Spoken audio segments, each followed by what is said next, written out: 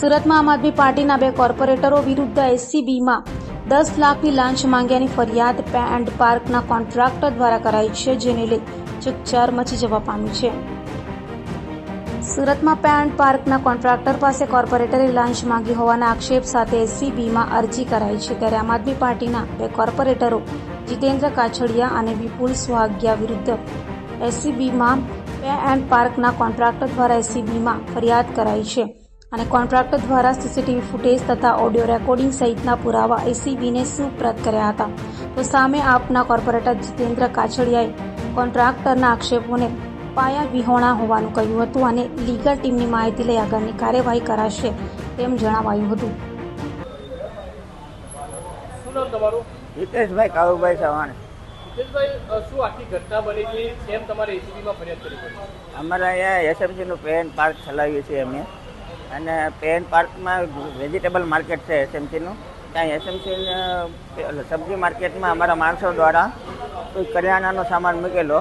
આ બાબત પર આમ આદમી પાર્ટીના 2 કોર્પોરેટર આવેલા, જીતુભાઈ કાછડિયા અને વિપુલભાઈ સોહાગિયા. એને પાર્કિંગમાં રાઉન્ડ મારી, પછી વેજીટેબલ માર્કેટમાં રાઉન્ડ મારી કે આ સામાન તમે મૂકેલો છે. માણસો દ્વારા કહેવામાં આવ્યું કે આ અમારા માણસનો સામાન છે, કે આ તમે અહીંયા ગેરકાયદેસર કબજો કરેલો છે અને તમારી ઉપર આ ગુનો લાગશે ને એ ગુનો લાગશે ને એમ તમે ખંડણી આ બધી કલમો લાગશે ને. પછી એમ આવી તકરાર કરવા માંડ્યા. પછી અમે એમના મિત્ર અને અન્ય કોન્ટ્રાક્ટર છે એને બોલાવેલા, ભાઈ આ બાબતની તકરાર કરે છે, જરાક તમે આવીને મળી લો ને એ ભાઈને શું છે. એ ભાઈ એને મળવા ગયા હતા. એને એવું કીધું કે ભાઈ કે પતાવટ માટે 11 લાખ રૂપિયા થશે. પતાવટ માટે પછી તો એ પાછા અમે પછી એમ કીધું 11 લાખ રૂપિયા થશે, એટલે આપણે ના પાડેલી.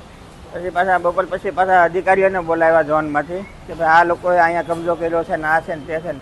પછી પાછા ઓલા કોન્ટ્રાક્ટરને બોલાવ્યા, અન્ય કોન્ટ્રાક્ટરને. એને જે વાત કરેલી કે ભાઈ 11 લાખની. પછી અમે ત્રણેય એવું નક્કી કર્યું ભાઈ 10 લાખમાં આ બાબતે સમાધાન માટે નક્કી કરેલું. તો પછી તમે કેમ એસીબીમાં ફરિયાદ કરી? અમારે તો આ બાબતમાં પૈસા આપવાના હતા. અમે એવું ફોલ્ડમાં હતા જ નહીં કે ભાઈ અમારી પાસે છે આવું બધું જબરજસ્તી ઉઘરાણી કરતા હતા ને એવું બધું. એટલે અમે માફી પત્રક અમારી પાસે લખાવી લીધેલો ઝોનના ઓફિસરે. તો કઈ જગ્યાએ ફરિયાદ કરી તમે? અમે ફરિયાદ કરી છે અમદાવાદમાં એસીબી ડાયરેક્ટર સાહેબ સાથે.